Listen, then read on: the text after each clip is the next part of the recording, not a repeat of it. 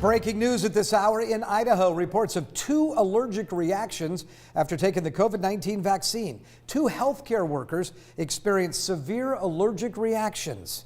Good afternoon, everyone. Thanks for joining us on KEWM 2 News First at 4. I'm Tom Sherry. It's good to have you here with us. I'm Tim Pham. Whitney is off tonight.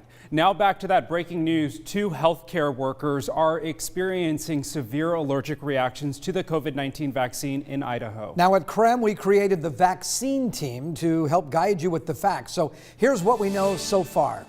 Both healthcare workers received the Pfizer-BioNTech COVID-19 vaccine.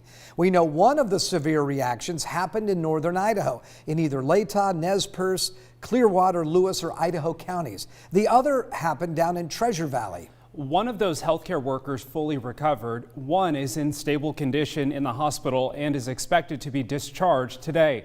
Now, it's important to note both people have a known history of severe allergic reactions after receiving an injectable medication. So as far as the risk goes from the vaccine, data from clinical trials indicates that there is still very little risk to a majority of the people who are going to receive the vaccine. However, there are some side effects, and those can include fever, fatigue, headache, chills, among others. Experts say, though, they usually don't last longer than a day or 2. One of the largest fines in Washington state history was issued to Gebers Farms. The State Department of Labor and Industry says the company violated COVID-19 protocols multiple times this year, and they'll have to pay more than $2 million as a result. Yeah, the investigators were tipped off by an anonymous phone calls earlier this year. It was discovered 2 employees died from the virus back in July because of work and living conditions. The farm is based out of Brewster, Washington. We take this job seriously. No one should have to go to work and then not come home, or come home sick and spread an illness to their family and others. It should never happen. Gebers plans to appeal the fine. Representatives say that they have been following state guidelines since July and are extremely disappointed in the decision. They'll have 15 days to try to get the $2 million fine overturned. And we'll have more on this story coming up on KEWM 2 News at 5 o'clock. In other vaccine news, here's what we know about the next round of doses coming to Washington state. This week, nearly 45,000 doses of the Pfizer vaccine are expected to arrive in hospitals, and the Washington State Hospital Association says nearly 130,000 Moderna doses are expected. In the meantime, we're already hearing from some local hospitals that have received their second shipment of the Pfizer vaccine. Here in Spokane County, the Spokane Regional Health District says they're expecting 3,900 more vaccines this week. They also expect to receive more than 16,000 doses of Moderna's vaccine by next week as well. Smaller hospitals are getting more doses of the Pfizer vaccine too, and that includes a hospital in Moses Lake. It's historic. It's been a historic couple of weeks, and we are proud to work closely with the state to help vaccinate those who need it most in our community, and we hope that we can continue serving Central Washington in that capacity. Samaritan Healthcare in Moses Lake says they received nearly 1,000 doses of the Pfizer vaccine this morning. The hospital received the same amount of the vaccine last week as well. So far, Samaritan says they vaccinated more than 300 people. The Pfizer doses will go mainly to hospitals with specialized freezers, but the Moderna vaccines are going to more than just hospitals. They're going to go to public health departments, primary care facilities, private medical groups, and more. And concerns arise about how the vaccine is stored. The Pfizer vaccine is hard to move. We're really concerned about moving it, that it will come above temperature and then be rendered ineffective. In the meantime, the Moderna vaccine is a more temperature stable vaccine, and it really doesn't require any sort of special refrigeration. It is an easier product to handle and store. So it comes frozen, but then can be moved to the refrigerated, and as long as it's unopened, it's still good for 30 days.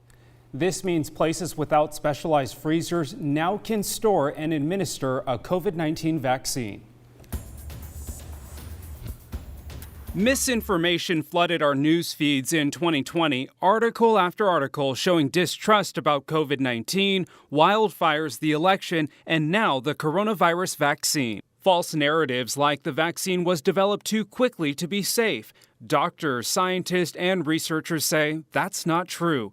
They've been working on a vaccine for similar viruses for years and years, so when COVID happened, they knew what worked and what didn't. Myths that the vaccine is not necessary. People have claimed falsely a better way of fighting the virus is through natural immune responses. In reality, that's not true.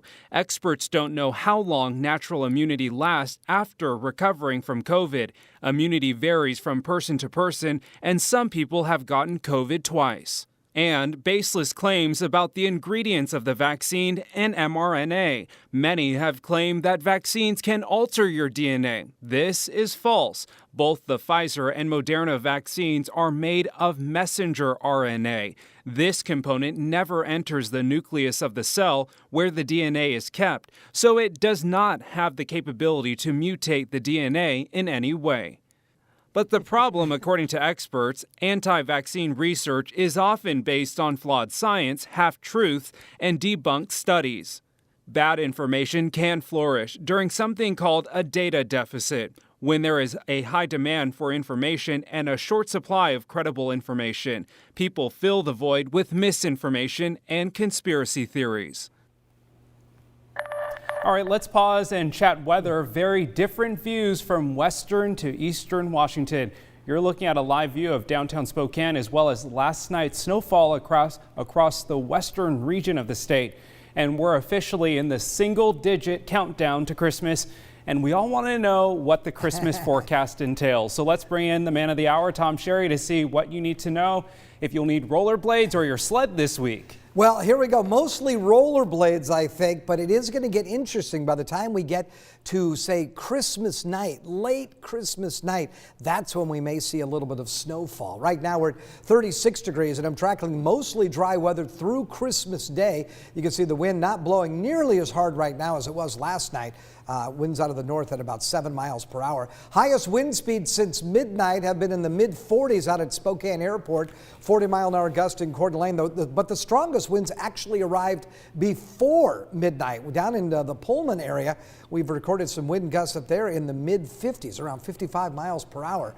And then after midnight, you saw that 48-mile-per-hour peak wind gust. Some snow is falling in southwestern Montana, but mostly dry across the inland northwest. It's going to be cold tonight, though. Look for decreasing clouds. We'll look for an overnight low of 20 degrees.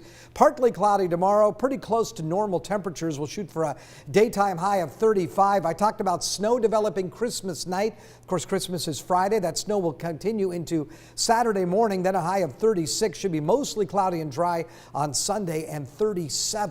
I'll check the rest of your 7-day forecast coming up in just a few minutes.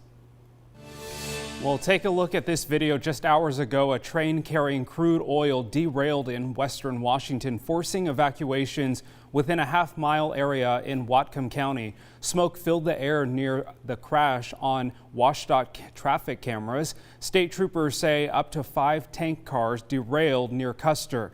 No injuries have been reported. The train was headed to Ferndale.